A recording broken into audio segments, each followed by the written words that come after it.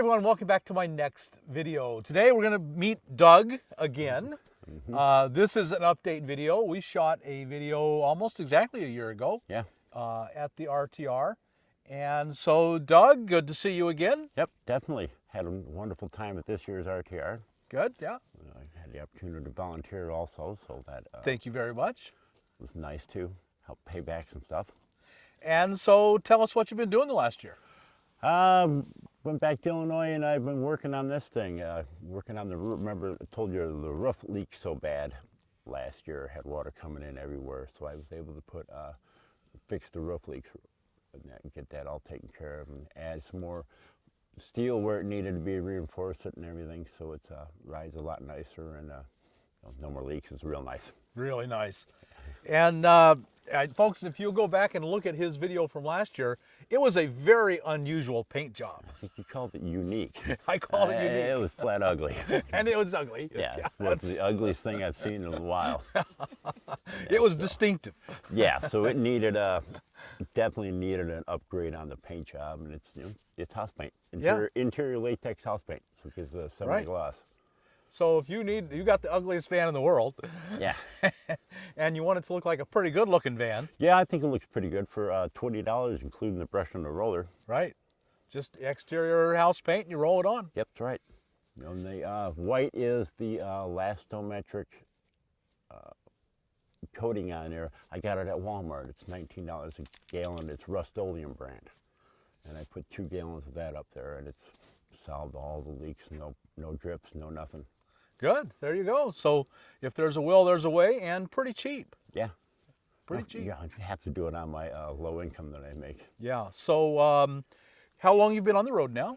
I'm in my 5th year. You're an old timer now. Yeah, that's from what I've seen a lot of people on there going back to living in the sticks and bricks, and I'm like, why? I just don't understand why. It gets easier every day on it gets a little easier. Right. You figure everything out. There's problems along the way, and you figure them out. And I try to do maintenance ahead of time.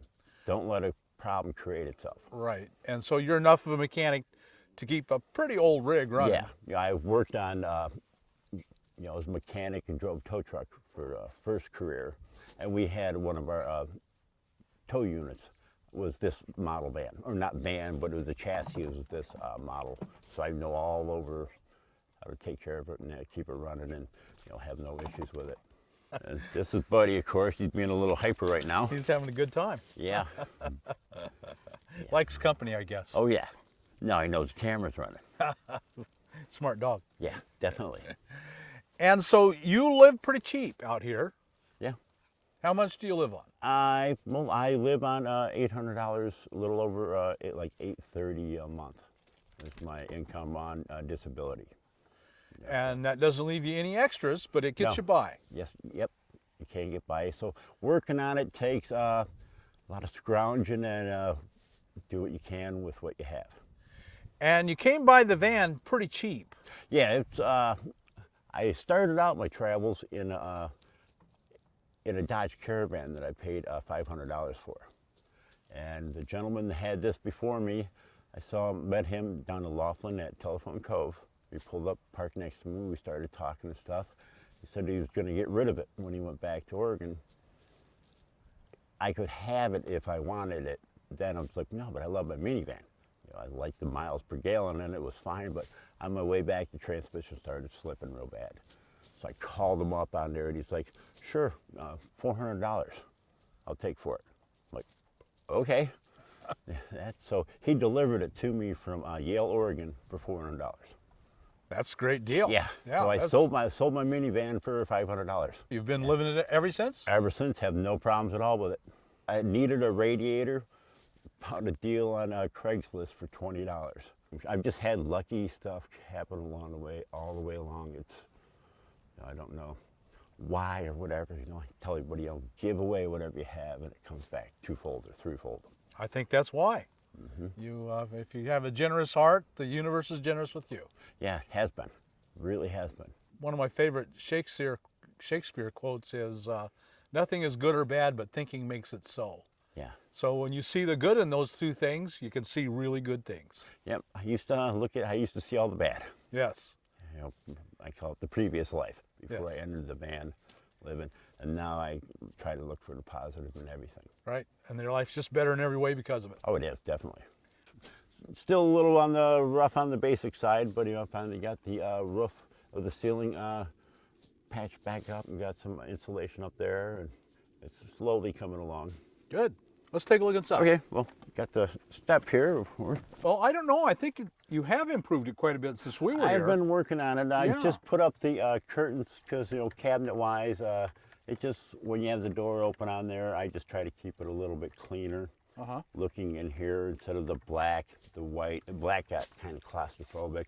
Right. Put up the white. They were cheap enough, and I'm liking it so far. They've only been up a couple days now, of course. Looks really good. With the van being 9.5 feet tall, and that you need a ladder with you, but you need a ladder to put the ladder up on the roof. So I keep a 6-foot extension I see. Yeah. In the van. Right. I've got it built into a shelf now. Right. It's So you just, put stuff on the ladder. yeah, shelf. just use up part of the shelf wise. I've been working on upgrading to LED lights now, and putting all new wiring. The upper part doesn't have the wiring I had. I piecemealed it together. Now I've got everything up to same size. I've got it all color coded, so I know which wires go where. I've just been working on that, which is a time-consuming job, doing all the rewiring and stuff for it. But it's the LEDs are really working great for it. Good. Yeah, they save you a lot of juice on your battery too. Yeah, a whole lot. I'm putting not trying to come up with something instead of just the shelf. Put this opening on there. It's not fabulous, but it looks great. It is what it is for right now. No, I think it looks really with good. curtains on there to help hide stuff and that. So it's just small little things that I can afford to do too. Right. That's the big thing, is being able to afford to do it. Right. Yeah, just a little bit here, a little bit there. Yeah, in the long worked run. on the shelf, put in some better material for the shelf and that. So you've just been upgrading a little bit here and a little bit there. A little here and there. The biggest thing was the I had to put in some steel for structure and add a lot of wood and structure to the roof part area, because it was built lightweight. Not so much for strength, but it was for lightweightness. It just rides nice. It's so much quieter now too in here. You can carry on a conversation with somebody in the back when you're driving down the road. The shelf unit here that I came up with, the drawers, that needs to be replaced with the cooktop area. Looks pretty good though. It's basic, but it's loose. It's rocks around. I've got a sunshade visor in the window now that fits the whole window. I've got enough to do the side windows for driver and passenger side, and I've done the back windows also. Right. And that way you can it'll still, it slides. Oh, what a good idea. It goes only halfway, but rather than putting it up, taking it down, I just slide it open or slide it closed. And in the summertime, I use white foam boards. Being it's winter time, I use the black ones, and they're just cheap ones I get at the Dollar Tree. Right. Paper on both sides and a little bit of foam in the center, and I modified them to fit the windows. Really good. Cheap and effective. Yeah, because everybody's like, oh, well, you need to be stealth, and so it's, stealth is how you camp, not so much of what you're camping in. Right. I'm still waiting for my first knock on the door. Is that right? After yeah, it's 5 years. I've never had a knock on the door. That's good. So you got the cassette toilet to sleep to use for your bathroom. Because everybody asks, how do you go to the bathroom? That's always, I still had the bucket because that's actually turns into more of a pain than I agree. Just I'm not sitting on the toilet all day. Right. And how are you showering then? I'm right here. Right here. Working in my shower area. I got the blue tub that I use for my laundry. Set it up there. I have a shower curtain and a tarp that goes right around here.